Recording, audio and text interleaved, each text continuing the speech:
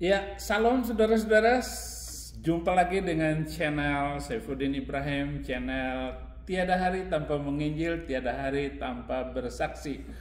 Kali ini kita akan berjumpa dengan seorang tokoh yang sudah 2 kali bolak-balik naik ke langit, turun lagi, naik lagi, turun lagi, kayaknya begitu.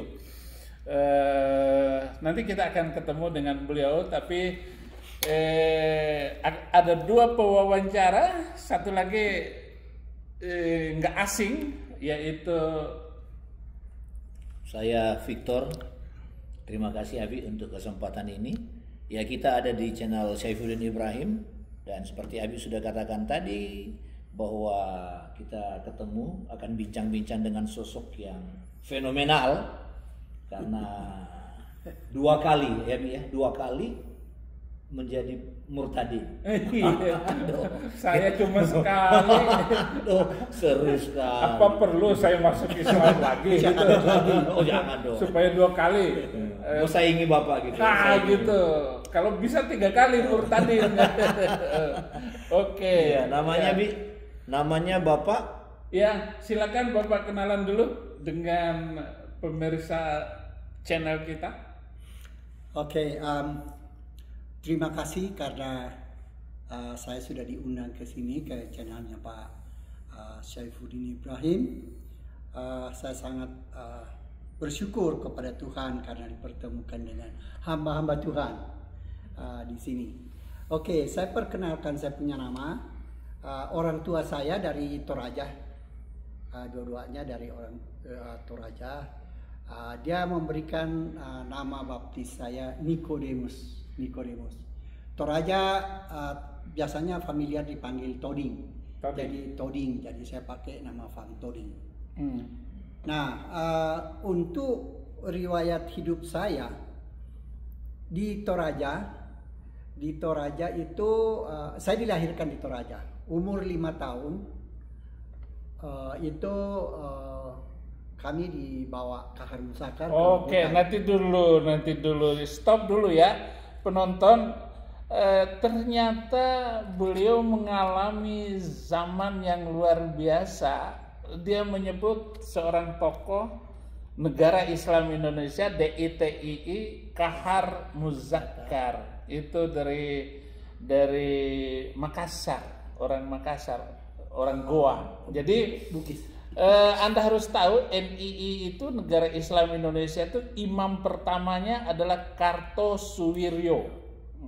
Kemudian Kartosuwiryo ditembak di Pulau Seribu, kemudian berpindah ke Daud Borough, Aceh.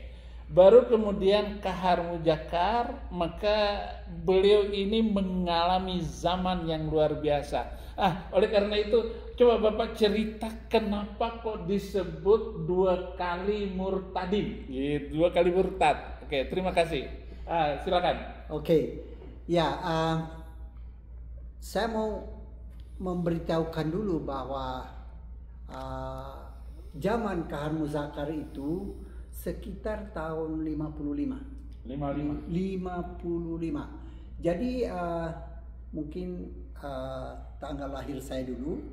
Saya dilahirkan di Toraja itu Desember 2 tahun 1955. Dan umur 5 tahun, saya masih ingat tanggalnya, itu Agustus tanggal 23. Pasukan Kahar Muzakkar itu datang menyerbu kampung kami.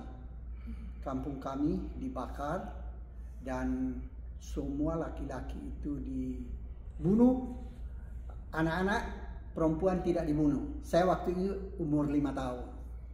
Jadi kakek saya itu dibunuh, dicincang malah. Namanya Nek Sama. Bapak saya waktu itu dia sakit keras. Jadi dia tidak dibunuh karena menurut mereka, paham Islamnya mereka, kalau kita membunuh orang sakit sama halnya dengan membunuh 2 kali. Jadi lolos. Saya punya ayah waktu itu tidak dibunuh. Kemudian kami dibawa ke hutan di daerah Sulawesi Tengah ke sana. Dan 5 tahun kami berada dalam hutan. Sebelumnya, waktu baru kami masuk, kami ada 7 orang. Satu keluarga itu ditawan sama anak buahnya Kahar. Dalam perjalanan menuju ke perkampungan orang DITI itu, di perjalanan kami dibaptis Islam.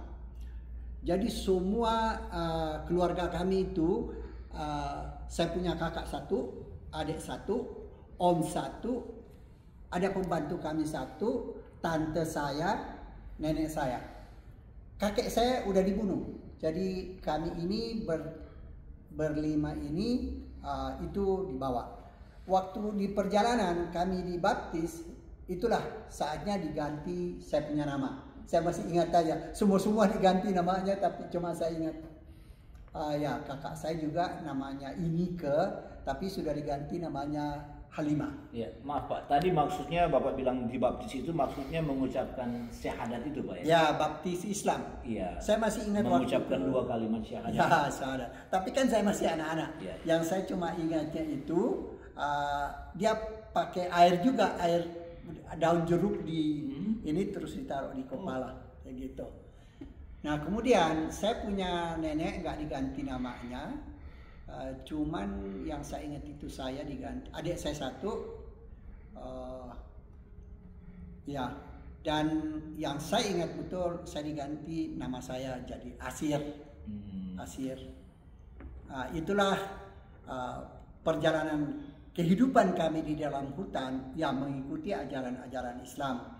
Seperti kami harus mengaji, diajarin berdoa, sembahyang ya, diajarin sembahyang, dan ya terutama yang ditekankan itu harus bisa mengaji. Nah mungkin itu yang dulu. Ada nggak orang-orang yang bersama Bapak waktu Kahar Mujakar itu yang masih Muslim sampai sekarang? Sudah tidak ada, karena nenek saya udah meninggal, tante saya juga sudah meninggal. Tapi mati dalam keadaan Islam atau Kristen? Udah Kristen, udah, karena cuma balik lagi maksudnya. Udah 5 tahun kami di dalam hutan. Kelihatannya pergolakannya DITI waktu itu sudah mulai menurun, sudah karena didesak terus. Akhirnya kami diperbolehkan masuk kota kembali. Iya. Masuk kota kembali. Jadi saya punya nenek sudah meninggal, tinggal kakak saya namanya Inike. Ada di Makassar. Apa yang Bapak rasakan waktu sehingga berapa lama Bapak di hutan itu sehingga balik lagi umur berapa? Oke. Waktu kami dibawa itu saya umur 5 tahun. Umur 5 tahun. Ya. Nah, maksudnya kembali dari sana berapa lama? Setelah umur berapa? 10 tahun. Oh, 5 tahun. Berarti 5 tahun. Ya, berarti kurang mendalami benar itu agama Islam. Ya paling ya suruh ngaji, suruh ya. baca, hafal. Tapi yang saya ingat waktu itu, kebencian di dalam hati mengenai orang Kristen, kebencian di dalam hati itu sudah tertanam. Oh, maksudnya ditanamkan oleh mereka. Kita sudah didoktrin gitu oleh mereka. Apa kata-kata yang mereka ucapkan sehingga Bapak kok benci sama Kristen, makan babi kah, lo kafir. Ya, orang Kristen itu kafir. Kata kafir ini kan kita dikasih tahu kafir itu yang paling tidak bagus. Kata kafir. Kita kan belum tahu tadinya apa yang pokoknya yang namanya kafir itu adalah nama yang paling buruk di dalam kehidupan ini. Sehingga kita selalu kata jangan sampai kamu kafir. Jangan sampai kamu kafir. Karena apa? Orang-orang di kota itu kafir semua. Jadi Maksudnya di kota mana? di kota yang dimaksud kota di sini Kota Raja tuh. enggak, kota misalkan kota Rantepao, kota Makassar, Makale. itu yang dimaksud. Karena memang kami di dalam hutan, gitu. Jadi hutan itu ya ada sih rumah-rumah, tapi banyakkan hutannya daripada rumahnya. Oke, begini. Dari umur 10 tahun terus cerita lagi, Bapak sampai kekristenan Bapak itu setelah itu berapa lama belajar, apa ke gereja atau bagaimana coba? Nah, waktu umur 5 tahun kami masuk ke kota kembali, ketemu dengan orang tua. 10 tahun masuk kota kembali. 5 tahun dalam hutan, oke. Umur 10 Umur 10 tahun balik lagi boleh ke masuk kota. ke kota. Sedangkan di dalam hutan itu memang kita sudah ditekankan bahwa tidak boleh ada hubungan dengan orang kota. Orang kota. Karena orang kota Kafir. itu orang kafir. Kita ini adalah orang-orang suci. Oh, iya. Ya, itu ajar. Kita adalah umat Allah Subhanahu wa taala. Nabi kita yang paling mulia itu Muhammad sallallahu alaihi wasallam. Itulah nabi kita yang paling mulia. Itu yang ditanamkan. Jadi kalau kita masuk di kota itu kafir semua. Jadi janganlah masuk. Kalau tentara kota itu namanya angkatan perang. Kita namakan waktu kita masih di hutan itu namanya angkatan perang. Sedangkan ada yang saya lewatin tadi. Saya punya tante itu kawin sama komandannya Anak buahnya Kahar, itu namanya DITI yang datang nyerbu di kampung kami. Jadi yang komandannya itu namanya Setuang Kamal. Setuang Kamal ini orang ketiga dari Kahar. Jadi yang paling atas itu Kahar. Ada orang kedua dari Kahar namanya Andi Masa. Andi Masa. Nah, bawahannya Andi Masa ini itu termasuk Es Kamal.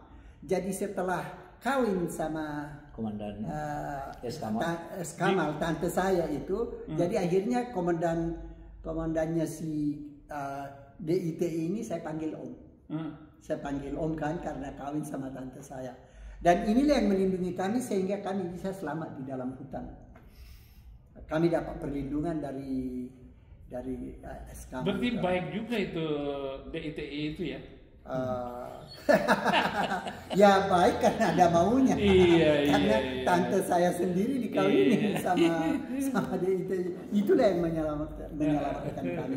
Pak Lutfi, selama dalam 5 tahun di hutan itu, apa saja menurut Bapak yang paling berkesan tentang pengajaran atau indoktrinasi dari anggota DITI? Yang saya rasakan itu ada 2 besar yang walaupun saya masih umur 5 tahun. Sehingga tadi kan Bapak katakan bisa sampai membenci Kristen loh. Itu kan luar biasa indoktrinasi selama 5 tahun. Ya. Jadi kan setiap sore itu kita pergi mengaji.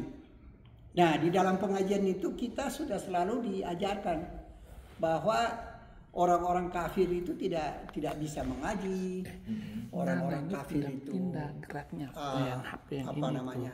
Pindah ke penghuni neraka gitu. Ya.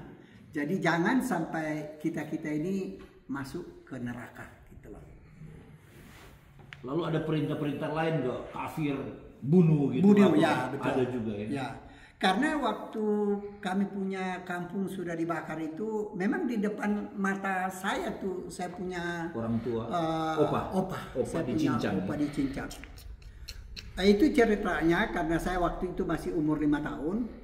Jadi jarak 5 meter tuh di 10 meter mungkin.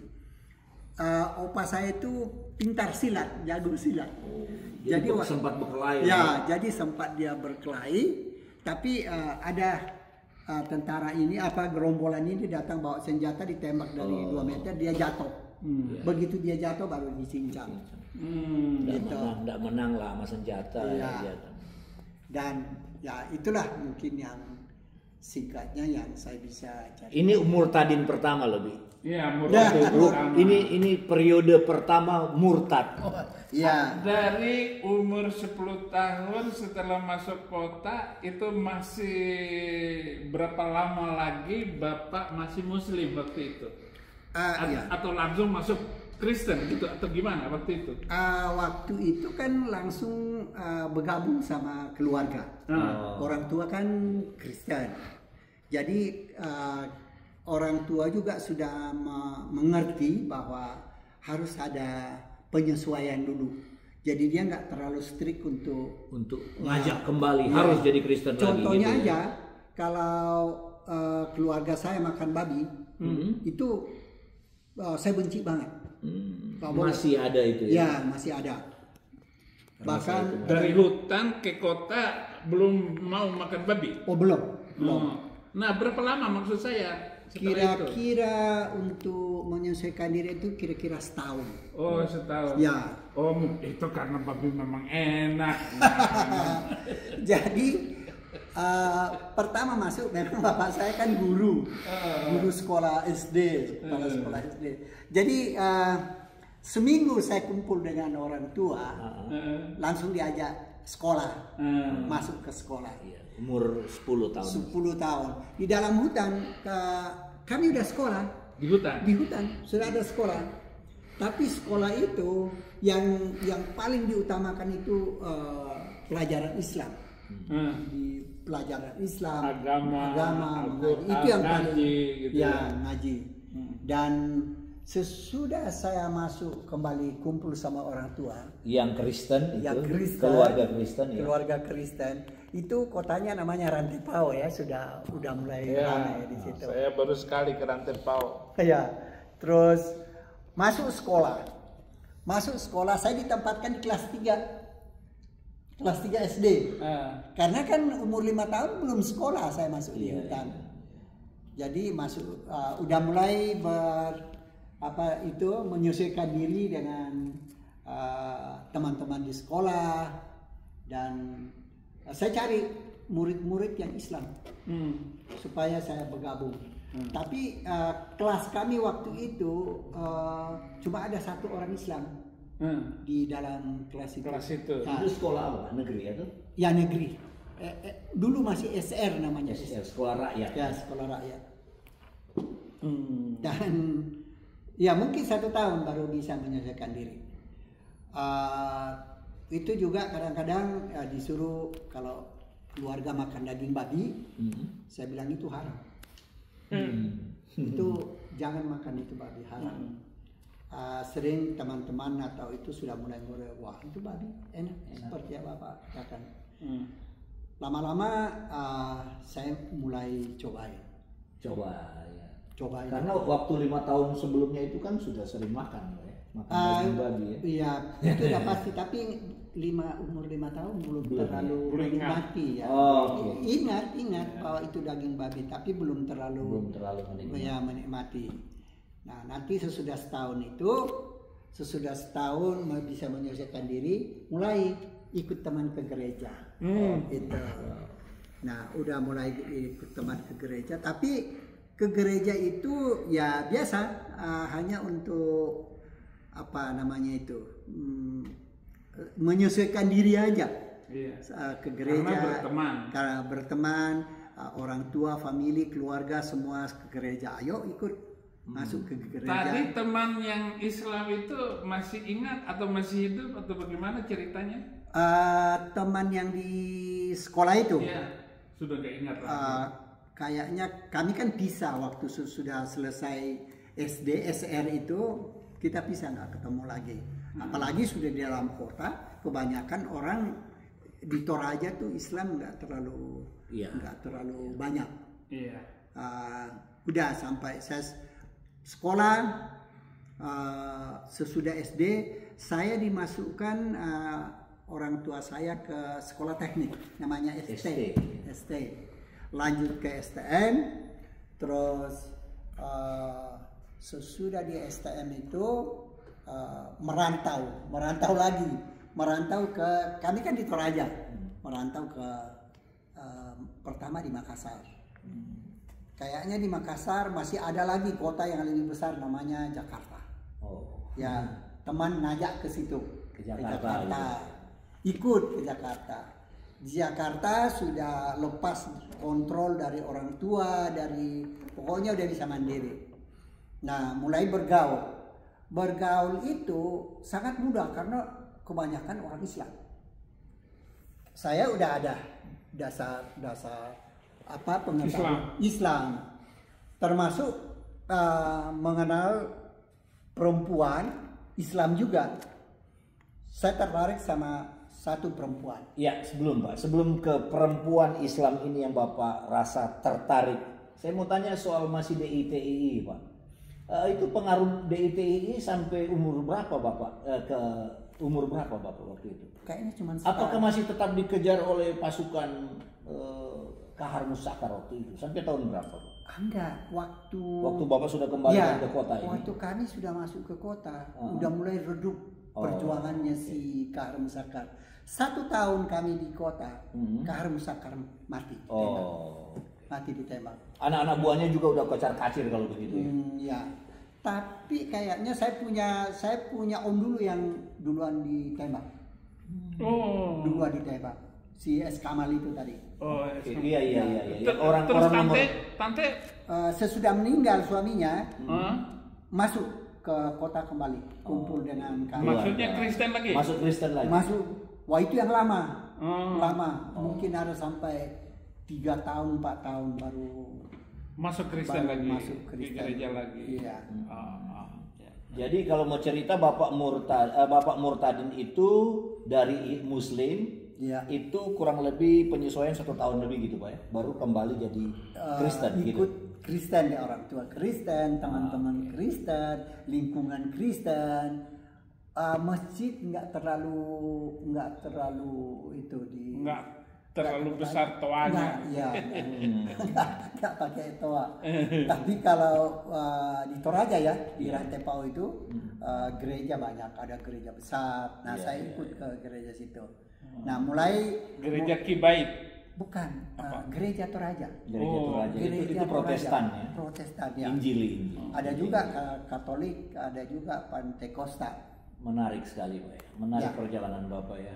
Bapak di gereja apa? Itu gereja Toraja. Gereja Toraja. Ya. Protestannya. Iya. Pak Lutfi, ada yang ingin saya tanya mengenai, ada nggak rasa traumatik waktu anak-anak itu? Karena kan di hutan melihat pembunuhan dan yang lain sebagainya, ada nggak satu pesan-pesan rasa trauma atau seperti apa? Ya, yang saya rasakan di dalam selama 5 tahun itu, pertama yang saya rasakan itu penderitaan. Sangat menderita. Salah satu penderitaan yang saya alami itu, kita nggak pakai pakaian, nggak ada pakaian, telanjang. Umur ya segini-gini ya, yang tidak ada pakaian Pak, tidak ada. Nah, kan nyamuk banyak di hutan, nyamuk banyak. Jadi biasanya orang di dalam itu bikin rumah nggak tinggi dan itu semua nggak ada yang permanen, semua darurat kan. Nah kami disitulah tinggal. Kalau malam luar biasa nyamuknya. Jadi kita tidur aja di atas lantai, bukan lantai ya, yang dibikin dari kayu-kayu, gubuk gitu. Di bawahnya kita pakai api unggun. Maksudnya itu supaya berasap. Dan nyamuk nggak ada. Nyamuk nggak ada. Tapi itu kira-kira cuma 1 jam atau setengah jam udah. Tapi kita juga udah tidur, udah nggak rasa kalau kita ini dikerbutin. Nah, terus gini, pergaulan Bapak di Jakarta ketemu dengan wanita Muslim itu, apa Bapak masih ke gereja atau setelah di Jakarta itu? Sewaktu-waktu ke gereja. Oh gitu. Ya, tergantung. Gereja kapal selam gitu. Muncul kadang-kadang tenggelam gitu. Tergantung lingkungan. Kalau lingkungan. Ya, ada teman yang ngajak ke gereja, ayo. Ke masjid, ayo. Enggak, ke masjid sih enggak. Karena saya udah tahu, ke masjid ribet. Ribet. Berarti Bapak sesudah ST itu ke Jakarta ya? STM. Iya, STM ya. Ya. Ke SMA Jakarta. maksudnya. Ya. Dan ya itu Bapak Ketemu perempuan di sana, wanita Islam ya? Ya, Jakarta. karena lingkungan semua Iya. Islam ya.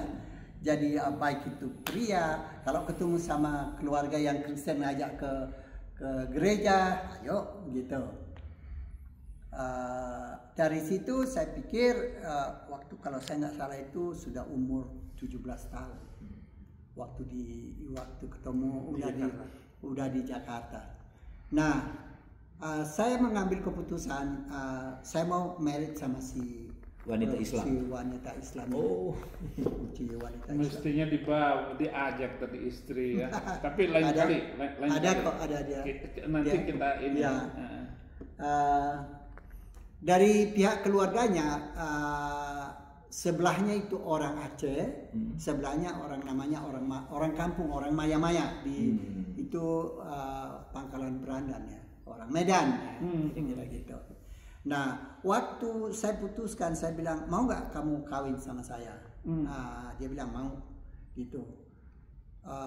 Tapi agama kita nggak pernah ngomongkan, keluarganya yang nuntut.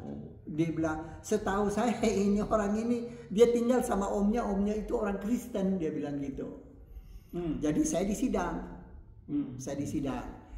kalau kamu memang mau kawin sama anak saya atau adik saya, kamu harus Islam. Itu, ayo, saya bilang. Ayo. Gak ada masalah. Pertanyaannya mengapa begitu mudah Bapak ayo gitu waktu itu? Ya, pertama karena sudah cintrong sama si perempuan ini, dan kedua Islam itu kan saya udah tahu. Oke. Berarti masih ada benih-benih Islam Bapak waktu Pengalaman. itu? Iya. Jadi cuman dari 10 tahun ke 7 baru tahun 7 tahun yang lalu kan. Iya, baru 7 tahun yang lalu. Jadi apalagi lingkungan kita Iya. semua Islam, banyakan Islam, Kristen nggak begitu banyak. Jadi ayo, terus Pak Ustadz itu bawa saya ke kamar mandi. Kalau memang kamu, kamu harus disunat, dia bilang gitu. Kamu harus disunat. Terus? Saya bilang, Pak, saya sudah disunat, saya orang Toraja. Dia nggak percaya, mana ada orang Kristen disunat. Iya. Ada. Saya baru bawa ke kamar mandi, periksa titik saya. Dia lihat.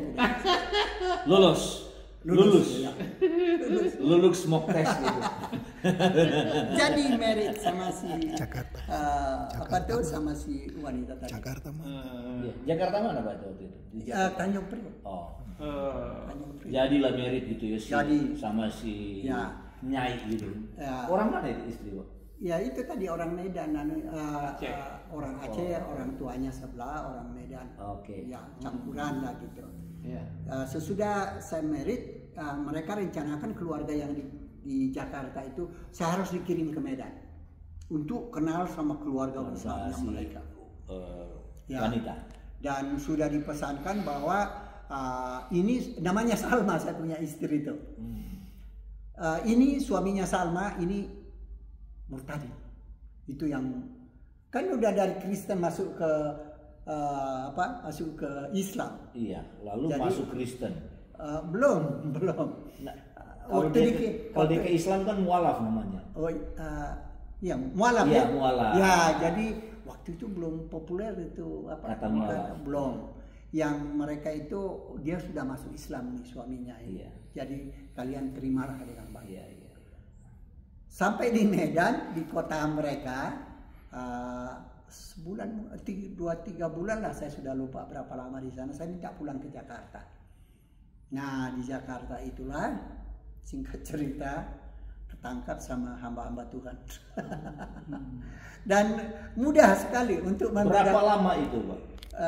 Berapa lama? Kamu berapa menikah usia berapa? Pak 17. 7. Oh iya. 17. Ya. Lalu ke Medan berapa lama? Cuman 3 bulan. 3 bulan berarti masih 17-an. Ya sekian 17. Menikah dalam usia muda. Ya. Tapi masih awet sampai sekarang. Luar biasa. Lalu balik ke Jakarta. Iya.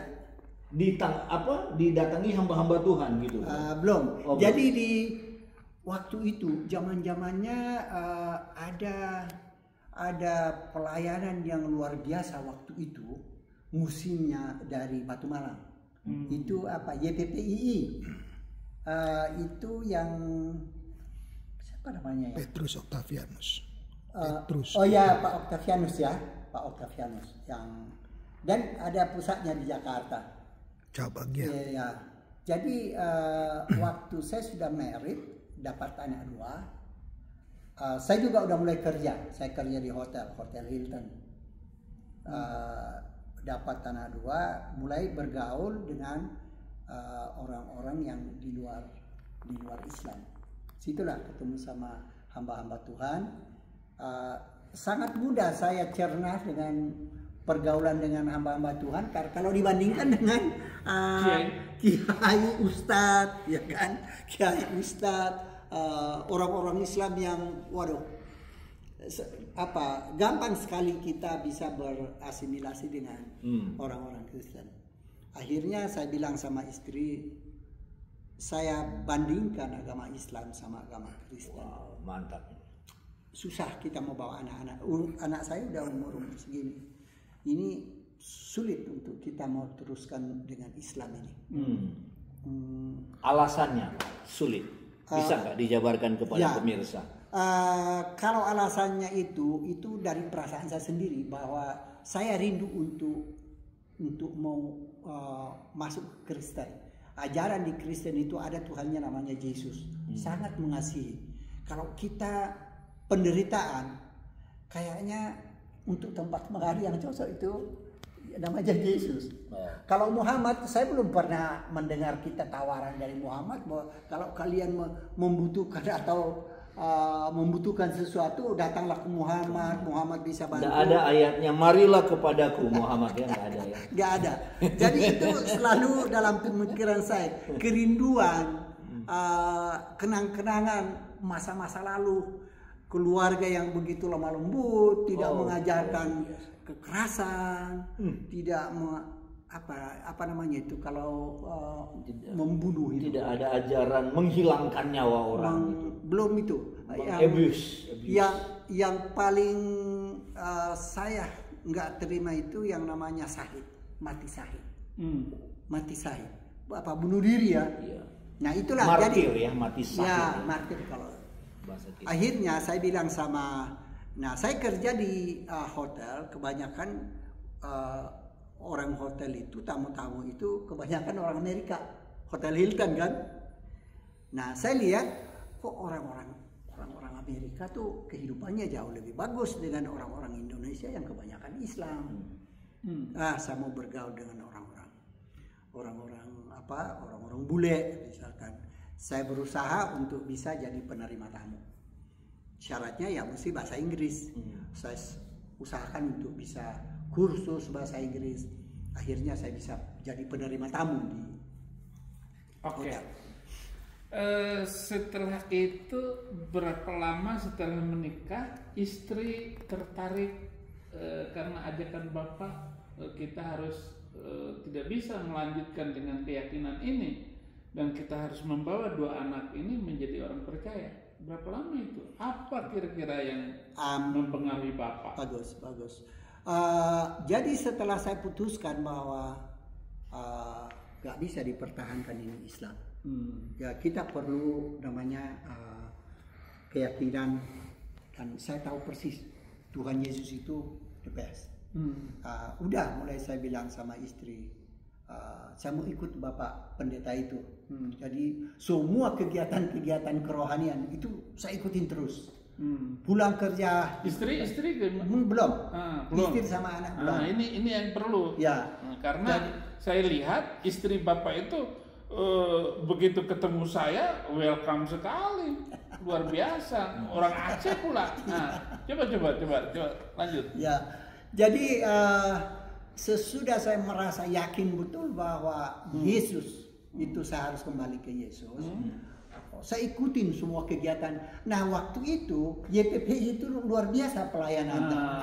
Saya bilang itu pelayanannya luar biasa. kita kayaknya anak ayam yang diuber-uber kemanapun pergi itu anak ayam sampai didapat ilut. Saya bandingkan saya ini anak ayam. Dikejar Ya, sama dikejar. dia, sama si Luar YPPI biasa. ini ya, Sama hamba-hamba Tuhan ini. Tuhan. Orang-orang yang bertobat, kebangunan rohani semakin indah dalam itu semenjak bulan pertama saya ikutin hampir setiap hari. Kita sudah dihimbau, kita harus berdoa untuk jiwa-jiwa yang lain. Kita harus berdoa jiwa-jiwa yang apakah dalam keluarga kita atau nah itu asal ada pertemuan saya mengatakan kepada mereka doakan istri saya anak saya. 3 bulan setiap ketemu kayak begini yang saya kalau kita ditanya ada nggak pokok doa saya langsung angkat tangan tolong doakan istri saya anak saya masih masih Islam mereka dan susah untuk keluar susah untuk keluar dari Islam karena lingkungannya terlalu kuat, keluarganya, familinya terlalu kuat. Jadi tolong potong cerita ini. Itulah sebabnya betapa pentingnya penginjilan itu, Bi. Nah, Abi punya semboyan tiada hari tanpa menginjil. Amin. Dan saya kira ini yang harus jiwa jiwa penginjilan ini harus makin ditegakkan dan makin digencarkan. Wah, puji Tuhan. Dan ini kan hasil ya, Bi, ya, dari penginjil itu yang luar biasa. Luar biasa. Jadi di situ lanjut, Pak, lanjut. 3 bulan saya rasakan doanya. Saya bilang begini sama istri saya. Itu mengikut Tuhan Yesus. Alias agama Kristen. Luar biasa enaknya. Amin. Begini aja. Karena kamu tuh nggak bakalan mungkin masuk Kristen karena lingkungan kamu. Begini aja deh, kita bisa aja. Ini statement saya. Karena bayangan saya kan nggak mungkin nih keluarga besar gitu saya mau bawa nih anak istri. Jadi saya bilang gampang. Caranya begini nih. Kita pulang ke Medan, oke? Kita pulang anak kan 2. Kita pulang ke Medan, terutama tinggal di Medan, bawa anak 1 yang kecil, perempuan, yang laki-laki tinggal sama saya. Saya mau ke gereja, saya mau ajari agama. Bagi 2 lah ya. Ini belum, itu statement saya ke ini. Pertama pembukaan saya ke istri. Itu belum diskusi dengan istri. Belum. Jadi semacam pemberitahuan aja. Pengumuman. Ya kayak pengumuman ke istri. Saya lihat istri, tapi saya serius ngomong ke istri. Istri kayaknya nggak terlalu menanggapi. Saya lihat biasa-biasa aja.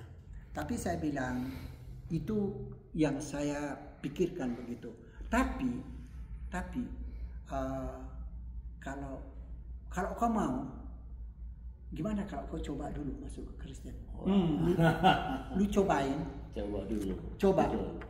Cobain dulu. Kau nanti bisa bedakan. Iya. Seperti saya sudah bedakan. Rasakan dulu, nikmati dulu ya. Iya. Saya sudah rasakan betapa bahagianya itu berada dalam luar biasa. Tangan. Haleluya. Tuhan Yesus. Terus apa tanggapan Ibu? Belum, dia diam aja. Diam aja. Jangan-jangan dia kagum dengan Bapak. Coba lanjut.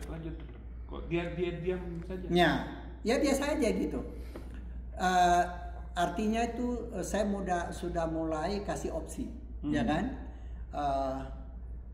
Tapi kalau misalkan memang lu berat untuk mau pisah dari anak yang satu, artinya kita tetap butuh. Tapi kayaknya sulit karena apa? Keluarga kamu nggak mungkin akan memberikan izin masuk. Tapi gimana pun juga itu keputusan di kamu. Betul. Jadi ada lagunya itu, ku hormati keputusan. Lagu Bruri. Bruri mantap. Oke. Jadi saya bilang bagaimana kalau kau coba dulu? Mantap. Supaya kau bisa mengetahui karena kau kan belum pernah rasakan itu namanya Kristenan. Belum. Terus saya bilang, gimana menurut kau? Berarti kalau kau mau ikutin saya punya saran, ya nggak usah ke Medan dulu. Ya kan? Kita di sana. Kami waktu itu ngontrak di Ya masih daerah-daerah Priok di lingkungan keluarganya. Saya kerja di Hilton, ya di Senayan ya. Iya. Nah setelah saya lihat ada lampu hijau dari istri saya itu mau mengikuti saran saya tadi. Coba dulu. Wow. Coba dulu. Ya nanti kau yang menentukan sendiri. Saya lihat kayaknya dia setuju dengan hal itu. Saya berpikir lagi kalau kami tetap di lingkungan ini itu agak sulit. Saya mulai ngambil inisiatif. Kita pindah. Cari rumah lain. Cari rumah lain. Dari Tanjung Priok saya pindah ke Cilandak. Jauh kan? Jakarta Selatan. Utara ke selatan. Ya, karena selatan saya kerja di Semanggi di Hotel Hilton, udah masuk di Hilton. Iya. Jadi kalau dari Cilandak ke Hilton sama jaraknya dari Hilton ke Tanjung Priok. Iya. Saya pindah. Waktu itu saya kasih lagi bayangan istri saya bilang begini. Sekarang kan saya kerja di Hilton. Gimana kalau kita pindah rumah, jangan tetap di sini, lingkungan sini. Sulit, susah. Istri bilang, ayo terserah maunya gimana. Kan lampu hijau kan, udah. Mulai saya berpikir, semua kartu rumah tangga itu sudah. Tadi ya saya lupa nama saya diganti waktu itu tadi. Waktu saya masuk namanya Asir jadi ya. Lutfi. Nah, Lutfi itu jadi waktu saya mau merit sama si Salma ini, nama saya tetap mereka kenal Niko ya, Niko diganti Lutfi. Iya. Dan dikasih tahu lagi Niko mesti tahu artinya Lutfi itu namanya lemah lembut. Ya aja. Jadi maaf Pak, jadi dari nama Niko, Asir jadi Lutfi. Iya, Niko lagi. Niko, Asir, Niko lagi, baru Lutfi. Oke, mantap. Oke, lanjut. Kalimat syahadat. Iya. Mengucapkan lagi kalimat syahadat dong waktu jadi. Asyhadu an la ilaha illallah itu gampang banget. Disuruh berapa kali juga udah. Jadi udah istri setuju, saya bilang kita pindah. Cabut dari keluarga besar itu, pindah ke Cilandak. Kakak kartu keluarga. Kan waktu saya merit langsung dibikin ini keluarganya istri saya ini kompak sama kelurahan, pokoknya pemerintah lah gitu. RT RW. Jadi keluar kakak saya itu semua Islam. Agama Islam. Semua Islam. Jadi 4 orang ini Islam semua. Nama Lutfi Pak. Nama Lutfi. Itu. Saya lihat kakak saya, wah ini KTP juga keluar. Islam juga. Sesudah kami pindah, sebelum saya pindah kan harus kakaknya juga pindah kan? Diserahkan. Ya, saya bilang sama waktu saya dikasih kakak di Tanjung Priok, saya terima aja, bawa ke Cilandak. Kan harus orang pindah itu kan harus ada surat mendaftar lagi. Pengantar. Waktu saya mendaftar, saya bawa ini kakak, saya bilang sama anggota kelurahan, Pak itu agamanya itu salah itu agama saya Kristen, keluarga saya. Tapi loh kenapa Islam? Itu karena maunya keluarga istri saja, tapi itu bukan nada. Jadi gimana, mau ditulis apa? Ya Kristen dong Pak. Wow, luar biasa. Keluar kakak baru, semua Kristen. Padahal belum terima tadi, istri belum, anak-anak belum kan? Sudah ada bayangan. Sudah ada bayangan udah mau pindah. Baru mau pindah ya? Iya, itu belum dibaptis. Iya, itu maksudnya. Iya. Jadi sudah ke gereja. Belum. Itu Bapak sudah bernubuat namanya itu. Saudara, jadi waktu Nabi SAW itu didatangi oleh tokoh kafir Quraisy, dia bilang begini, kalau kamu mau menjadi pemimpin, kami angkat engkau jadi pemimpin. Kalau engkau mau jadi raja, kami angkat engkau jadi raja. Dan kalau kamu mau jadi orang kaya, kami bikin engkau paling kaya di negeri ini, asal kamu jangan menyebarkan keyakinanmu itu, kata tokoh-tokoh kafir Quraisy waktu itu. Kalau kamu menyembah Tuhan kamu sebulan, kami sama-sama akan menyembah Tuhan kamu sebulan, dan kamu pun akan menyembah Tuhan kami sebulan. Ya gantian dong, gitu, kata tokoh Quraisy. Turunlah ayat lakum dinukum waliyadin, bagimu agamamu, bagiku agamaku. Jadi beliau juga ditarik seperti itu, tetapi dia mempunyai satu keyakinan bahwa cobalah dulu, katanya kepada istrinya, ikutin dulu, rasakan bagaimana menikmati ibadah di gereja. Dan luar biasa, saya lihat baru sekali ketemu dengan orang Aceh itu, karena memang saya juga ada darah Acehnya. Jadi wah, sama dengan ketika saya masih muslim dulu, gitu. Tetapi ketika masuk jadi orang Kristen sekarang, sama juga gitu loh. Oke. Jadi kira-kira itu bayangan untuk beliau itu. Nah, pertanyaannya setelah itu, setelah kan sudah mulai membangun dan istri sudah oke untuk menjadi orang Kristen. Coba lanjutkan cerita itu. Nah, bagus.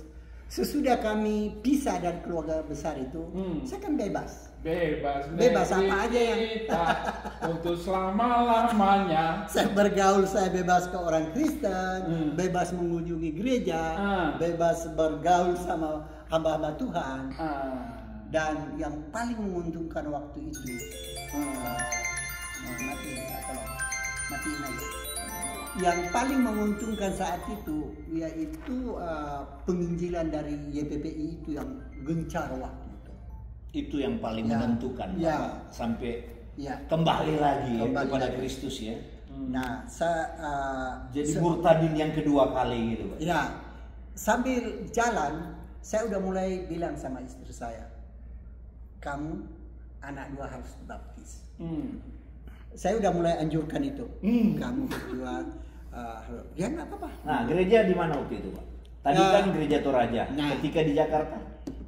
Di Jakarta, pertama kali nih mau masuk ke gereja. Saya udah berpikir, kami belum punya rumah kan, mau ngontrak aja sini. Ada satu lokasi di Jakarta itu namanya Blok M. Blok M.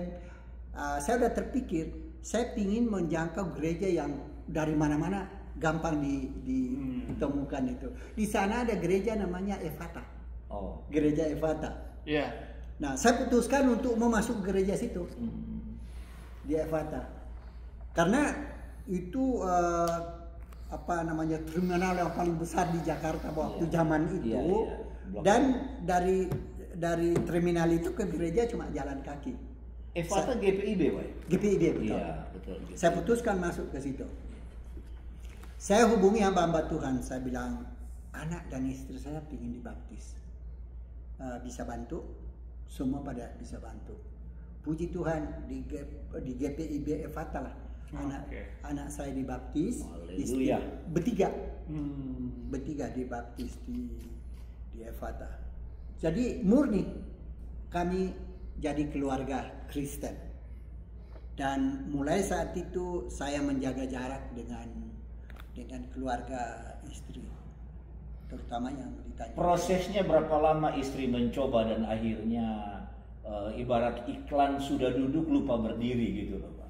Berapa lama prosesnya sampai mantap ternyata dalam kekristenan? Ya, itu nggak terlalu lama juga sih, karena dari persekutuan doa kita sudah ditekan bahwa jangan sampai jiwa yang sudah masuk ke domba, yang sudah masuk ke kandang, jangan sampai ada yang bisa lepas. Yang sudah ikan yang sudah dicari jangan lepas. Jadi saya juga merasa bahwa itu tanggung jawab saya. Wow.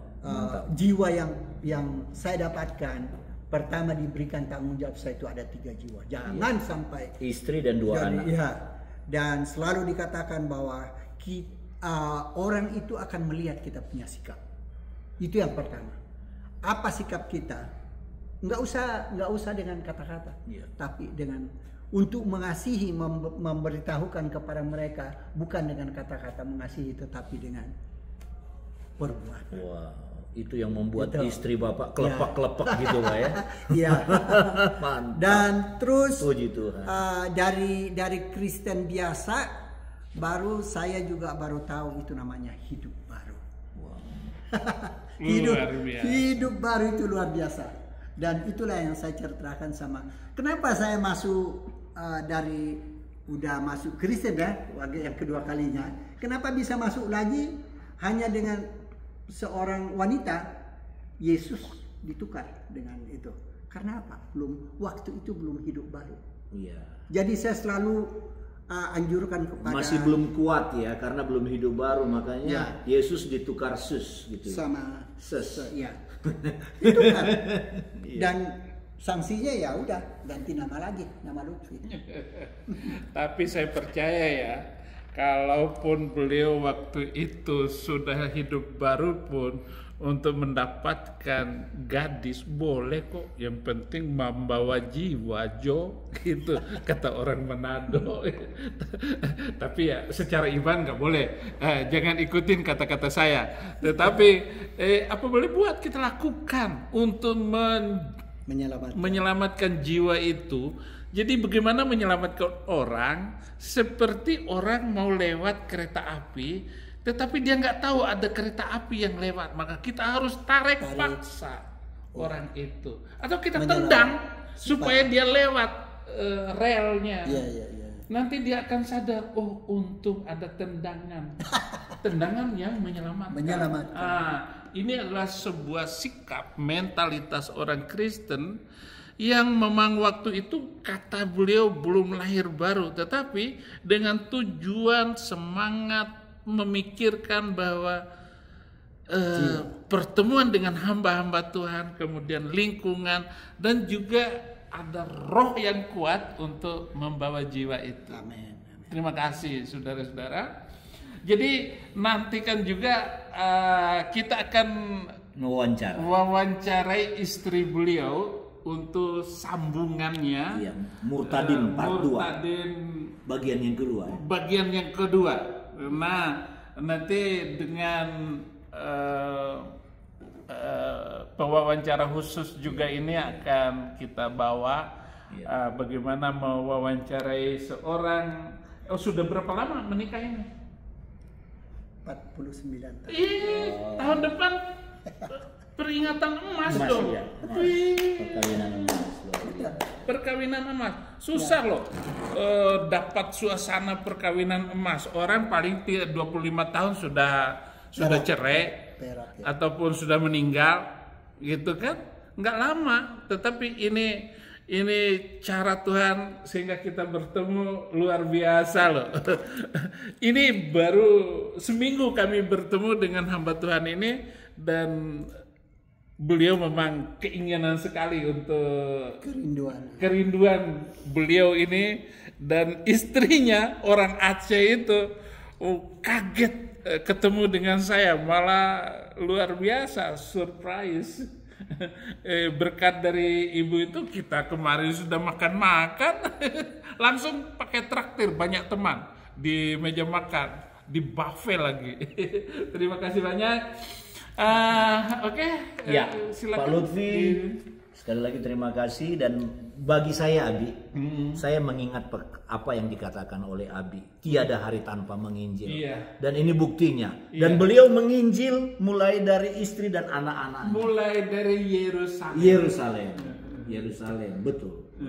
Oke, saya pikir sangat menginspirasi Bapak Lutfi yang dari Niko jadi Asyir, jadi Niko, jadi Lutfi, jadi Niko.